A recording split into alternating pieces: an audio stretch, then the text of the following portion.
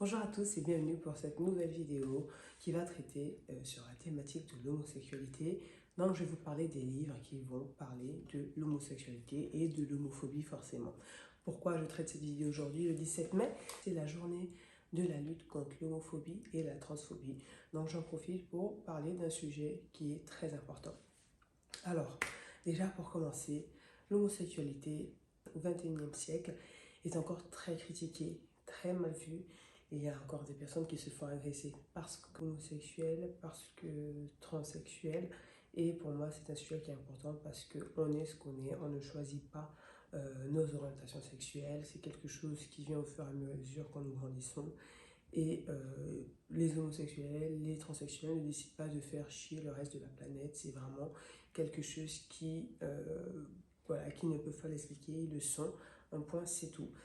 L'homosexualité existe depuis que l'être humain existe concrètement. Donc, depuis l'Antiquité, il faut savoir qu'avant les trois religions monothéistes qui sont le judaïsme, le christianisme et l'islam, l'homosexualité n'était même pas mal vue, au contraire, c'était quelque chose qui était normal, très bien vu.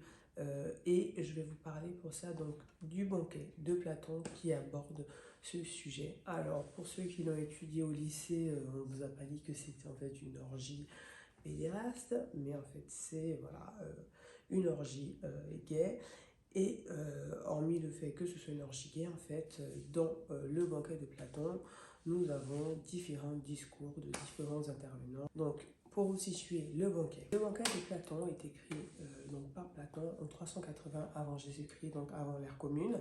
Et c'est Agathon qui gagne une victoire, un concours poétique et décide d'inviter les hommes à son banquet. Et c'est un banquet en fait qui suit une nuit orgiaque, donc les gens sont très alcoolisés, ils sont encore dans l'ambiance de la fête. Et on a Socrate donc, qui fait partie de ce banquet, qui est donc un grand philosophe de l'Antiquité, qui est mis en scène donc par Platon. Et les convives dans Platon vont discuter, se questionner sur l'amour avec un grand A. Et sans vous expliquer donc tout ce qui est abordé dans le banquet, à l'origine, dans la mythologie grecque, la création du monde commence avec un seul être qui est homme et femme, donc qui est androgyne, avec 4 bras et 4 jambes. Et ça prône en fait l'homosexualité, l'amour et de pouvoir s'aimer les uns les autres. Donc pour ceux que ça intéresse, je vous conseille vraiment ce livre pour comprendre un peu cette philosophie qui parle de l'amour avec un grand A et de l'homosexualité qui justement à cette époque était vue, c'était normal concrètement. Mais en tout cas l'homosexualité était quelque chose de très courant et pas du tout marginalisé comme aujourd'hui. Je vais faire un bond de 2000 ans avec En finir avec Eddie Bellegueule, écrite par Eddie Bellegueule lui-même qui a changé de nom et est devenu Édouard Bellegueule. Donc c'est l'histoire d'un jeune homme qui vit dans la Picardie, donc c'est un livre à tendance autobiographique. Eddie, clairement, il est différent de sa famille, il est différent des habitants de son village. Il est clairement efféminé et il le vit très mal puisqu'il n'est pas accepté tel qu'il est. Il subit des sévices sexuels, il se fait chahuter au collège, il se fait chahuter chez lui parce qu'il ne rentre pas dans le moule de campagnard. Il n'a pas du tout les mêmes idées étriquées, racistes, xénophobes et homophobes. Il essaie de se voiler la face en sortant avec deux nanas, mais clairement c'est pas son truc. Il est sauvé parce qu'il va dans un lycée où justement il a l'option théâtre, où il peut enfin s'assumer tel qu'il est et sortir en fait de cette misère, de cette pauvreté, de ce manque de culture, de milieu social duquel il est, qui est un milieu social inférieur. Voilà, je fais ça parce que c'est dans le livre, voilà, il dépeint cette campagne un peu arriérée et qui ne connaît pas grand-chose à part le FN, environ tous les étrangers, quoi. Donc, clairement, l'homosexualité, là, c'est une lutte de tous les jours. C'est très compliqué de s'assumer. Ça dépend aussi du milieu dans lequel on vient. Il y a des milieux où c'est juste pas possible de s'affirmer et d'autres ça l'est, comme le milieu parisien. Et je vais continuer donc avec un autre livre qui est super bien, qui est Un homo dans la cité de Brahim Naïd Balkh. Donc aussi un livre à tendance autobiographique. Aujourd'hui, Brahim est un journaliste. Et donc là, on a une enfance d'abord en banlieue à Saint-Étienne et ensuite en banlieue parisienne. Donc pareil, Brahim, alors il est né d'une grande fratrie, il est marocain, il fait partie d'une famille musulmane, donc le poids de l'orientation sexuelle est juste primordial, sauf que Brahim, il est homosexuel, et même avant de savoir ce que ça veut dire homosexuel, il savait déjà qu'il était différent. Donc le gars, clairement, il démarre la vie avec la croix et la bannière, et il raconte son enfance justement à la cité, où il se fait donc chahuter par les jeunes de la cité, il subit aussi donc des sévices sexuels par des jeunes garçons. Il se sent anormal, malade, et vraiment la sortie du tunnel est très longue pour lui, jusqu'à ce que voilà, il s'émancipe, il devient indépendant, et il sort un peu du carcan familial où il fait partie donc d'une famille marocaine musulmane, donc la religion musulmane, elle n'accepte absolument pas l'homosexualité, ni aucune religion d'ailleurs.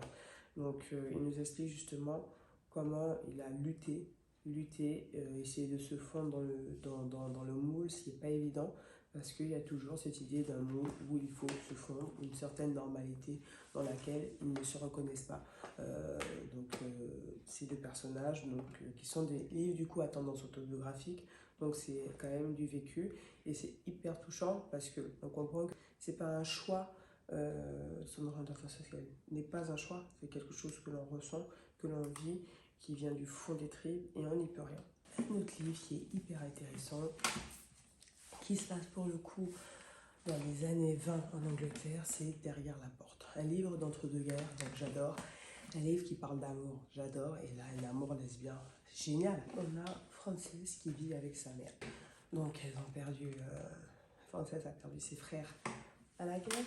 Elle a perdu son père qui est mort d'une crise cardiaque. Et quand vous êtes des femmes seules, donc vivez avec sa mère, vous perdez toutes vos fortunes, il n'y a plus d'argent, ils sont obligés de virer les domestiques. Et donc ils ont une grande maison, ils mettent en location, voilà, petits appartements. Et ils reçoivent donc un nouveau couple qui arrive, donc Liliane et Léonard. Donc Frances s'y prend de Liliane, donc elles sont obligées de se cacher parce que l'autre ne veut pas être vue de son mari et l'autre ne veut pas être vue de sa mère. Elle tombe enceinte, Liliane, et Léonard la surprend en train de vouloir se faire avorter. Et là, ça dégénère, donc on bascule dans du policier où il y a quelqu'un qui est tué, qui l'a tué. Il y a des personnages extérieurs, donc des croisements amoureux.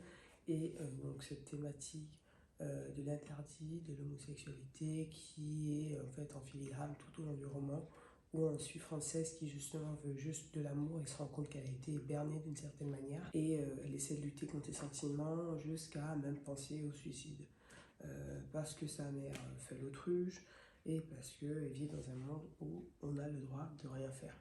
Et je vais finir avec le dernier bouquin, donc qui est La petite dernière de Fatima Das. C'est un livre aussi à tendance autobiographique qui est sorti récemment. Et c'est Fatima Das qui nous conte son enfance. Donc Fatima, c'est une Algérienne qui fait partie d'une famille musulmane. Elle est la troisième d'une fratrie de sœurs, et très tôt elle sait que ses parents souhaitaient avoir un garçon, sauf que elle est une fille, et c'est quelque chose avec lequel elle a grandi avec une certaine souffrance quand même, et elle porte tout cela comme une croix, clairement. En grandissant, elle ressent cette frustration et elle se rend compte qu'elle aime les filles et qu'elle est en désaccord avec l'islam, qui est une religion qu'elle respecte énormément, et elle essaie de trouver un consensus qui va faire que sa orientation sexuelle va avec cette religion-là, sauf que non, ça ne va pas. Elle va avoir des imams pour essayer de voir ce qui est compatible ou pas, mais non, ce n'est pas compatible. Donc ce monologue autobiographique pose le problème de la religion et de la sexualité, notamment donc l'homosexualité, et la difficulté de s'assumer sans blesser sa famille. Et il y a beaucoup de pudeur dans ce livre, beaucoup de retenue, beaucoup d'incertitudes. Et au final, voilà, Fatima ne sait pas, parce qu'on se demande souvent comment quelqu'un devient homosexuel ou comment quelqu'un devient hétérosexuel ou transsexuel.